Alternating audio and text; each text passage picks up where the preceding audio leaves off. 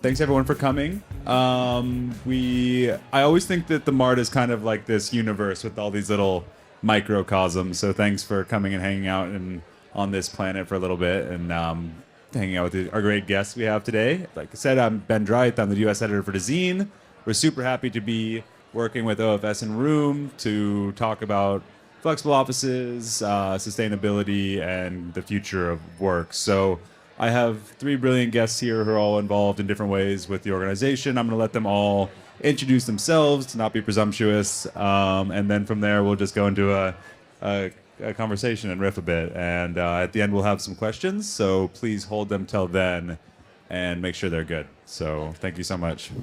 Hi guys, my name is Molly Preer. I am the VP of Customer Experience for OFS. I'm from Huntingburg, Indiana, at our corporate headquarters. Been in the industry for 14 years.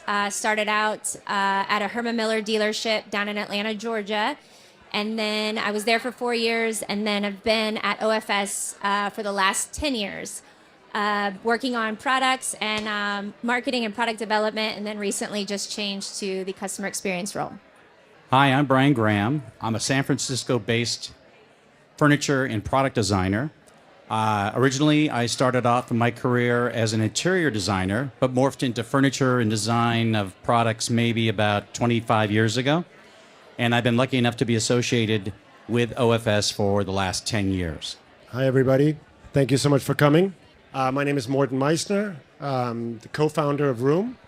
But super excited to be here today, not just as the founder and managing director of Room, but also as a new member of the OFS family. We started Room back in 2018. And I don't have a background as a designer or an architect. I've never worked at a dealership. And I knew very, very little about office furniture manufacturing until about 7 years ago. And now I feel I know a little bit too much about it. Super excited to be here.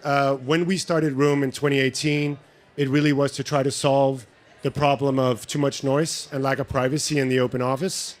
That's what you do when you're an entrepreneur. You try to identify a challenge and then come up with new innovative way of solving that.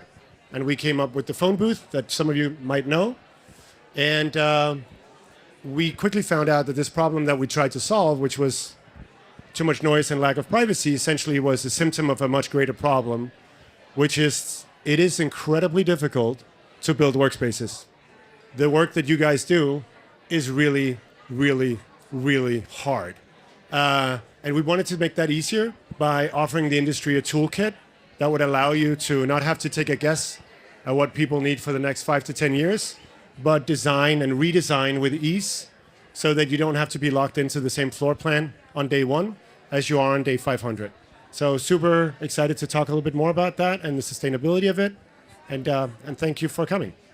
Thanks, everyone. So the topic today, we put it under the heading of hard work, soft office. And the soft there is doing quite a bit of lifting for us.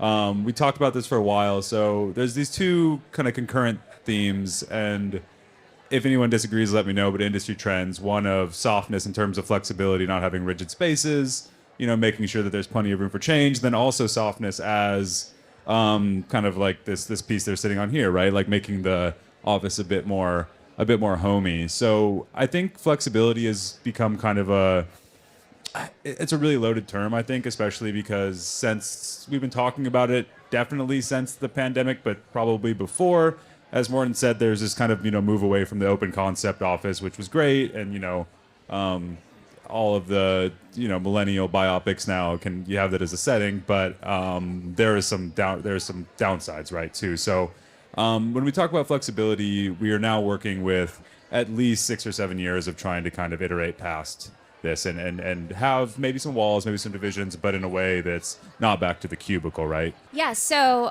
when I think about flexibility, I think a lot about, the things that we've learned over the last several years, right? There was a lot of, there were forward-thinking companies that were already trying to do a lot of this, but work has changed.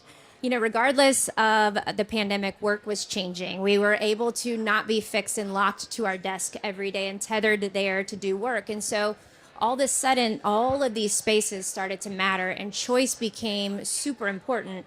And I feel like we've been trying to lean into what we learned through the pandemic is those companies, which was just probably 90% of companies that weren't doing that, they didn't have the ability to change up the spaces, to flex the spaces, to adapt the spaces to what the needs were to try and make people feel safe in environments that they were working in. And so it really put this kind of like fast forward approach that I think we were already trying to move towards into motion. And so we started to learn like how important that flexibility was, that choice was. And I think about more than anything is when we talk about sustainability, and there's a lot of ways that we have to go after sustainability, but one of the most important things that we can do to be the most sustainable that we can is to be able to adapt and change our spaces, be able to respond to the natural changes, because change is the only constant that we have in this world. And so we have to be able to respond to those natural changes that are happening immediately, like as a team needs a space in a different way, and then changes that are happening over time as the dynamics of the organization are changing, as the dynamics of the team are changing. And so the more that we're not locked in and fixed into a situation that we can't break things apart, the less sustainable that we can be, because we have to throw out to start over, right? And so we want to be able to create spaces that people can flourish and be able to work the best that they can. And we've got to do that with giving choice and flexibility into those products. Yeah, I mean, I look back at the career I had as an interior designer back so many years ago, and the goal was fixed assets, right? Private offices, status, hierarchy, heavy furniture that nobody could move because you'd put it in exactly the right place and it's not supposed to be moved by people. Now, completely flipped. Now, deployable assets, right? Now, it's about, we don't necessarily know exactly how you want to work, so we're going to give you the tools that activate the space, and we're going to let you determine, sometimes on a weekly basis, sometimes on a daily basis, how you want to work. And I just think that's a huge sea change, and it's really hard for folks to track that. Yeah, I think most of us in this room work professionally with either designing and building workspaces or commercial interiors. And I think we can probably all agree on one thing, which is that in the past 4 years of global pandemic, massive supply chain crisis, hybrid work, and now also the mainstream introduction of artificial intelligence, that if there is, and that's in the last 4 years, that if there is one thing we know for sure, it is that trying to predict the future is absolutely impossible. We can try, but we most likely will get it wrong. So flexibility to me is really about the ability to adapt. Rather than trying to predict the future, you need to design for the many multiple different futures that can unfold. And that is essentially about adaptability. It's a little bit like the survival of the species, right? The businesses that will win and thrive in the future are the ones that are able to adapt. And we need to think about our floor plans and our workspaces in exactly the same way. Whatever we design tomorrow will not work in 5 years from today, and we need to be prepared to do that. And this is why I find the category in itself of modular architecture, or adaptive architecture as we'd like to call it, because that's exactly what it does. It adapts to the changing needs of the people who truly matter, who are the people who occupy the space that we're building for. And for us to do that well, we need to design with that in mind. And that's what this product category kind of allows us to do. Thanks so much, everyone. I want to pick up a little bit on what Brian said about the insurmountable nature of the individual tailoring that needs to go into places. Because on one hand, you're working with, let's take company, on the company level, everyone needs something different. But now, people within the company also all have different needs, right? But then we have like a little bit less of a division of space that's like hierarchical, right? So it seems like the flexibility needs to be like constant. So you mentioned AI, like some of these new systems we have. I don't think we've probably put it to use yet to probably help get around the curve of this. So this might be one more for Molly of like, how are you tracking some of like, when someone comes to you from the start and wanting to like start with a flexible office, let's say they've had, kind of an open concept, or even they're moving from the, the 80s model right now. I guess what through what metric are you kind of starting?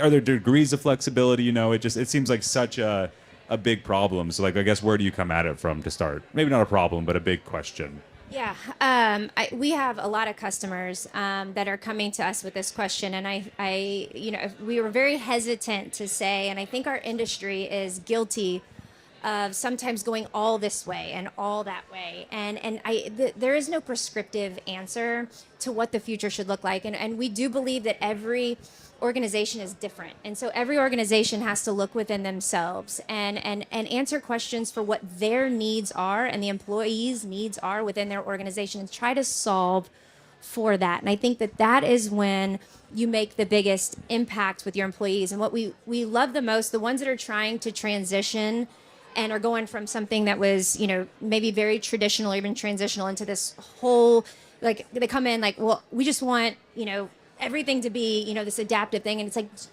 first, it's do we know what we're asking for, right? Do you know what that actually means to you?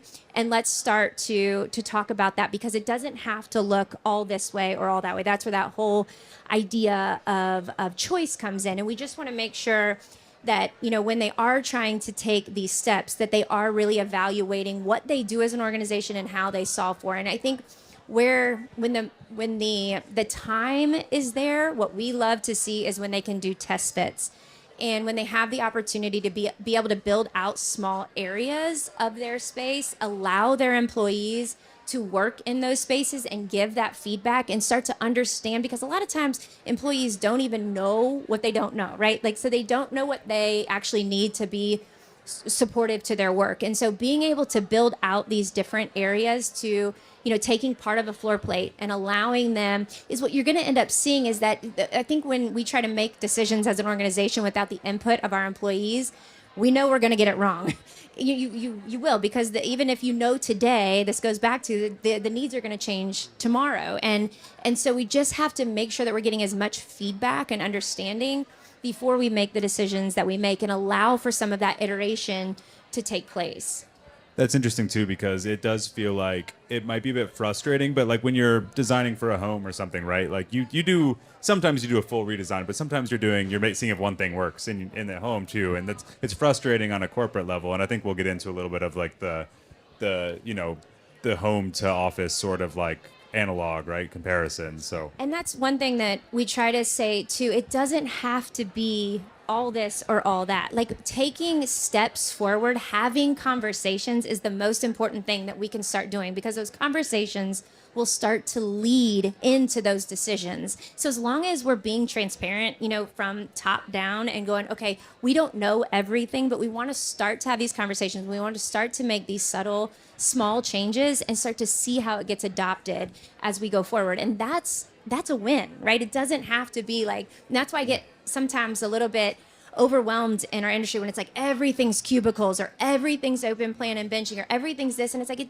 no, nobody works the same. No department works the same. Let's really step back and evaluate what people's needs are and try to solve for that specifically, and know that that's going to evolve and change, and our furniture needs to be able to adapt with that.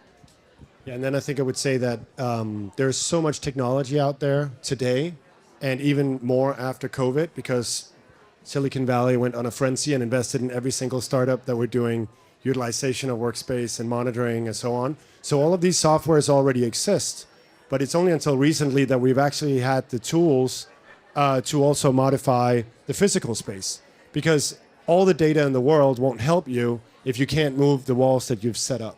So it has to be a mix of data and insights, but also the ability to actually act on it.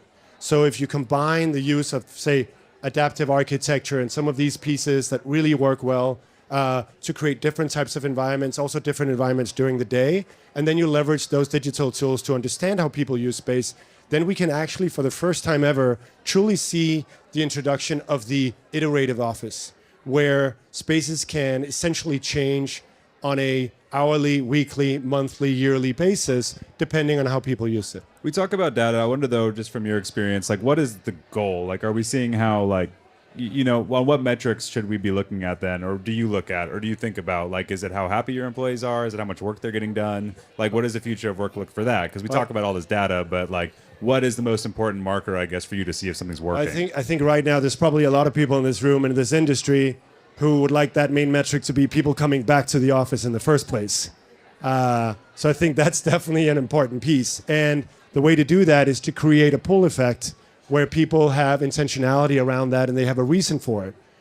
Human connections, mentorship, all of the things that we do great when we're in person, all of those things need to be promoted. But they will eventually change as well, and we're going to need to adapt with that change as we go.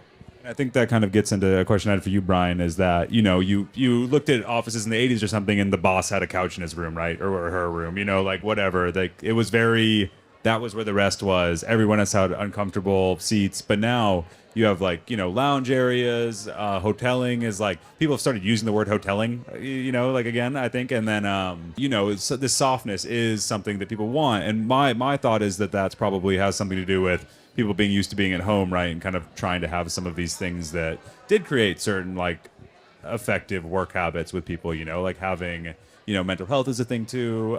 So I guess, have you noticed that, and where do you think that that's coming from, of just having office furniture that's more comfortable, I guess, simply? Or Yeah, I mean, I guess if I think about softness, there's an aesthetic softness, there's a tactile, real softness, and then maybe there's a softness in culture. There's a softness in personality and acceptance, in being flexible, and you know, as a culture, right? And allowing people to find the right place to do the work that they need to, rather than the old model, which is, you know, this is where you will sit and you will be productive.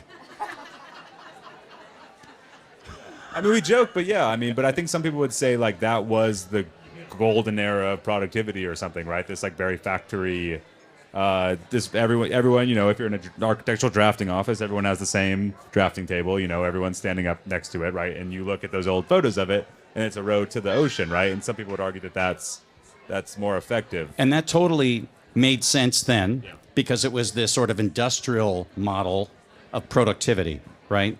Now productivity can take all kinds of shape, especially if you're talking about the creative class, right? How do we measure the value of an idea, right?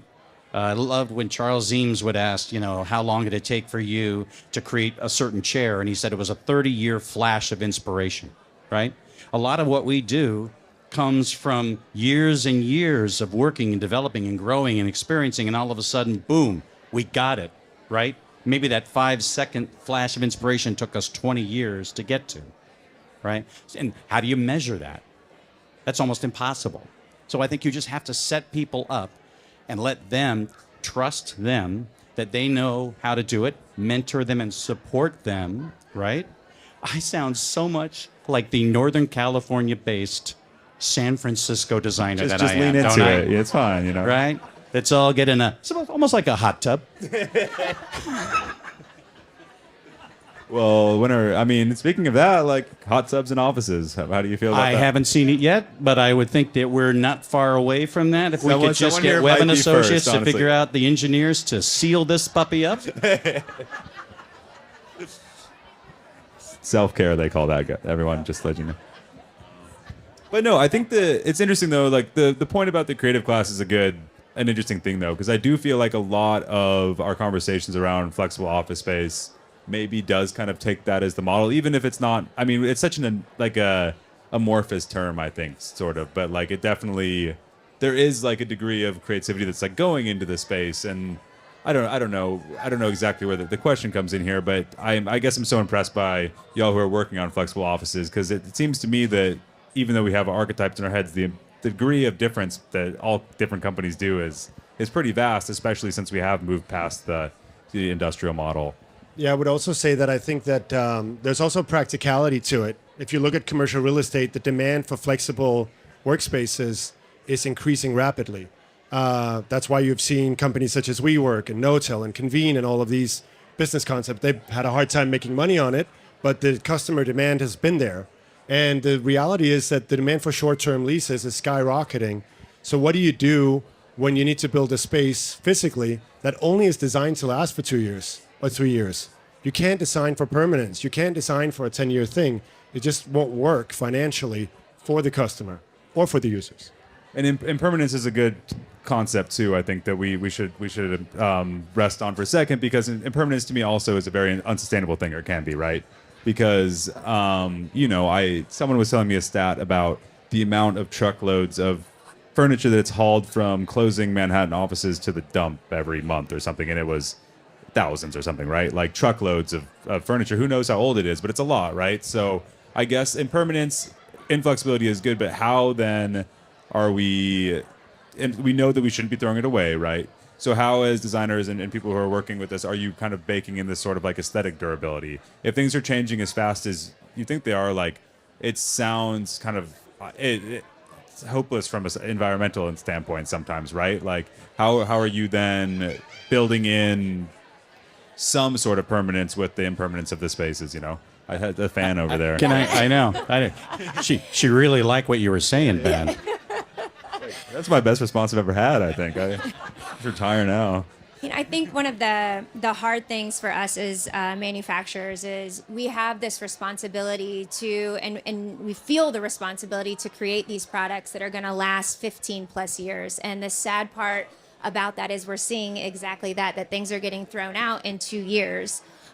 Or even faster sometimes. And so, we're trying to constantly think about what can we do to change this narrative. And I think Brian can speak to the product, that he's been working on too, that we are just launching, on how, important it is to not lock and fix things in.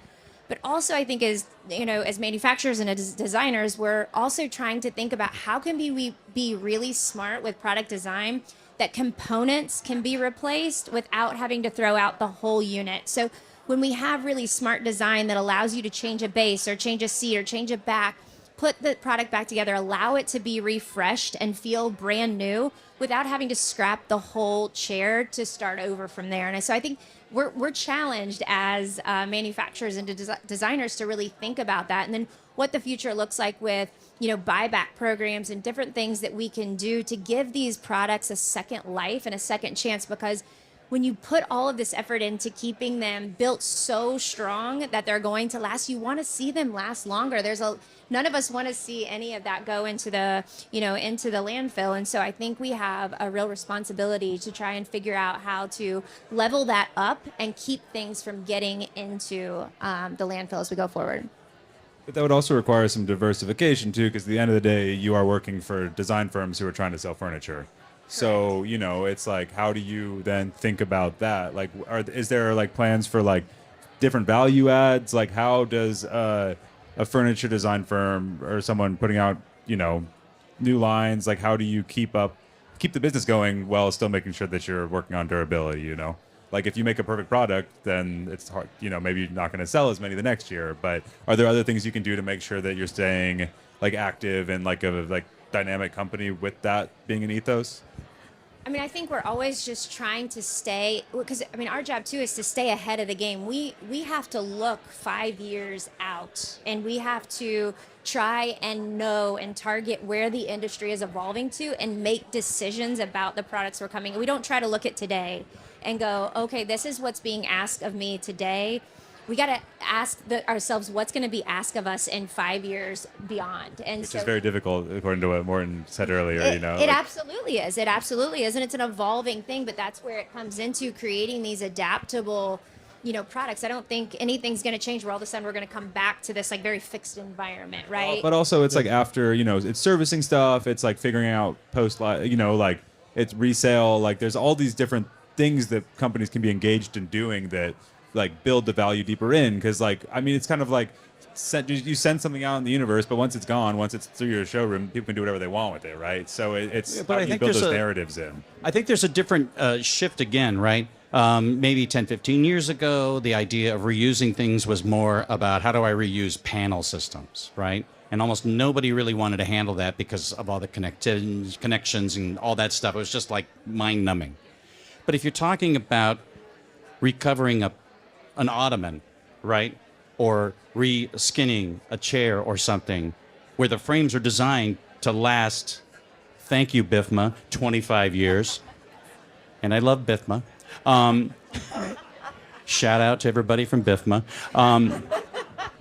But I really feel like it's almost like the designers, the dealers, and the manufacturers are going down the path together, and they all support each other in a thing that's not just, well, we've made it, you've sold it and installed it, and we're on to the next thing. You're there for day 2, day 100, day 1000, take it back, rework it, redeliver it, because you can redeploy seating and other things a lot easier just through recovering, right? I would say there's a stat that about this and about the industry in general that some of you might know, but definitely keeps me up at night, which is that in the next 40 years, we're going to build more new architecture in the world than exists today. Now, to get your head around that, that's the equivalent of adding one New York City to the world every month for 40 years in a row. And I know it sounds great for business, but it also comes with a responsibility, because building that magnitude of change and development to this world is not sustainable. It's not sustainable financially. It's not sustainable from an environmental perspective. So we need to rethink how we build altogether, from the architecture to the furniture to how we resell it and how we recycle it eventually at end of life. And and that's a responsibility that we all carry, I think. I think too that there is a role for like media feedback loops in that too, right? Because there's no longer you build out an office in Midtown, interior architect, designer, office, the manufacturer. They're in it for a bit, they're out, right? And then it's who knows what's going on there for the next 15 years until they completely redo it, if they're lucky, right? But now it seems like there's a way to stay connected a bit to what the processes in these places. I mean, obviously you're not asking people to do it, but it does feel like the biggest question I always ask, and I'm always looking for ways to do it, of how do you build in to your product or the process the values of what you're saying, right? Of thinking about your office, your project in the system, right? Because some people just don't, right? And that's fine, right? Maybe they don't have the luxury of being on panels like this or coming, and listening all the time. It's not always in the top of people's minds. So I do feel like there is some responsibility on part of media as well to build in some of the values at the start, right? So to me, obviously, media narrative is like a big part of that. I guess I was wondering how you guys think about this like initial seed of value with the product as an extra thing too, right? Of course, it's gonna be durable. The material matters, but then there's also like a story around something that's flexible, something that lasts a long time, right? I'm just going to kind of be the classicist here. And I'm going to say if something is truly purposefully designed and timeless, that goes beyond trends and has worth. And hopefully that endures beyond the cycles, right? So it lasts hopefully, longer. Right, but so I'm going to be the guy this could be surprising. I'm the new product guy. I probably think we should be doing less new product. And I think we should be enhancing the lives of the existing products that we have, right? Which you guys do a great job with. And I think then we should be doing less, better stuff. I know that's almost like heresy. Be out of work and all my soon. product design friends are sitting there in the back going, To Brian's point, the most sustainable chair in the world is not a chair made out of coffee beans. It's a chair made in the 50s, and it still has its value today, and still sells, and is still being used, and that makes it incredibly sustainable. But so our responsibility today is to build the things that will be 50 years from now still viable, still functional, and still, relevant, right? Yeah. Not come up with some thing that immediately looks like it's 5 years old and, Well, and that's one of the things that I love about your new collection with Ally, and that nothing is locked or fixed in. And so a part of that office, could be switched out or changed, and you're not scrapping the entire. So not only is it timeless design, but it's also designed with intentionality to be able to replace one component and not have to throw out the whole office, where a lot of, what our offices are set up as, and these are the things that we're challenged with all the time, is to think differently, where, we can prevent from all of that having to go out to start over. And you can change a part and a piece and not have to scrap the whole office. So kudos to you in the way that you thoughtfully design as well. Just following your lead. Yeah, okay. When Molly, part of the emotional brief she had is it's like, it should be Minecraft for the office, right? And the first thing I said is, I don't know how to play Minecraft. And I said, me either. I just hear the kids talk about it. Yeah, they seem to love it. But I do think that is inherent in simplicity and kind of a universal adaptability, which is hard, right? Because it doesn't have that immediate snapshot of a personality which you either love or hate. But what I do is I design things that are relatively neutral that I count on the designers and the dealers to imbue the personality onto through That's what I was going to ask specification. too, because iconic things, like especially with all the different styles and tastes, right? Like they say something and sometimes it changes from that, right? So it can be iconic, but in this way that maybe you don't want anymore, right? Like it's like, I think that like our idea of timelessness is pretty fractured, and there's lots of different versions of timelessness, right? And of course, there's always gonna be taste. There's always been taste, like we're not gonna just move to just all gray everything, and I don't think so. Or should we? I don't know. Is that sustainable? No, but I mean, that's the fun of being an interior designer, right? Is you can use the same product in 4 different projects, but by the way that you specify it through finish and use and stuff, it takes on different meaning in different places, right? That's like the holy grail. Yeah, I mean, it's interesting too, because I think that there are some great firms, some great websites. Rarify comes to mind. Who are capturing these streams, right? They're seeing, 1,000 Florence Knoll chairs getting put in the trash, or like kind of going somewhere else, and they're scooping them from that supply chain too. So to me, whenever I think about the question of circularity, the question of sustainability, it really is a systems thing too.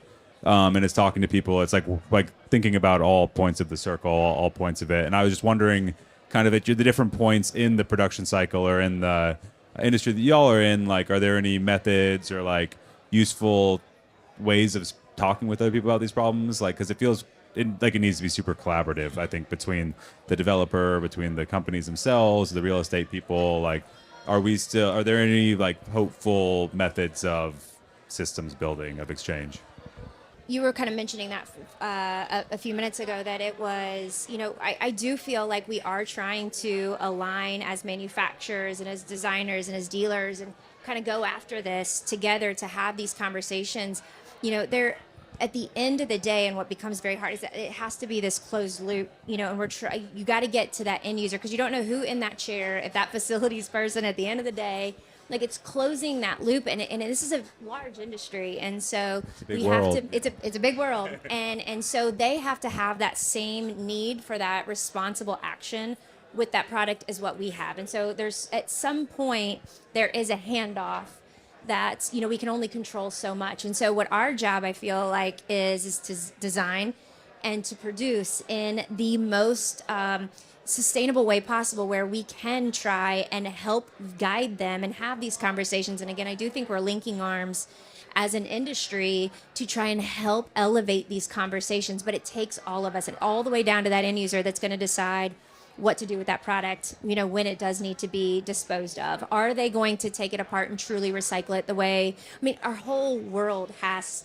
to change to make that happen. But I do think it's a big topic of conversation for all of us all the time, and something that it's a daily basis type of conversation. But I do think it's to move the needle, we just have to continue to push the conversation and educate our customers day in and day out on the importance of what's happening. Because it can feel like, well, I'm just throwing out this chair, but it goes back to the truckloads, the billion tons of whatever furniture that's in the landfill. It can just feel like, well, this is just me. It can feel very like, it's just as fine. But really, this is a really big problem that we are going to all have to look at and face and do something different. And It's a value shift completely. Yeah, and I think there's the innovation around materiality, of course, and using more sustainable materials. That's part of it. That's on a very product level. As an example, with the rooms that you see over here, we're using PET from recycled plastic bottles to use as a sound dampening material, and we recycle about 3,000 plastic bottles for every product that we sell. But I think that still fades in comparison to the innovation of the category itself, whether it's Obeya or it's some of the room products, we're replacing drywall. Drywall is a material that's constructed to last for 50, 70 years, and it gets torn down all the time. That's just not a sustainable process. So there is the product level sustainability, and then there is the category and what it can contribute with. And we need to continuously develop new innovative ways of solving the old practices in a more sustainable and a more affordable way. And I think that if you bring as much passion as you three do to it, that like that becomes part of the timelessness as well, right? Of course, it's like a form thing, it's a durability thing, but then also that it was made with a systems view in mind too, right? Like it will become a category, it will become something desirable, I think, if we keep after it as well.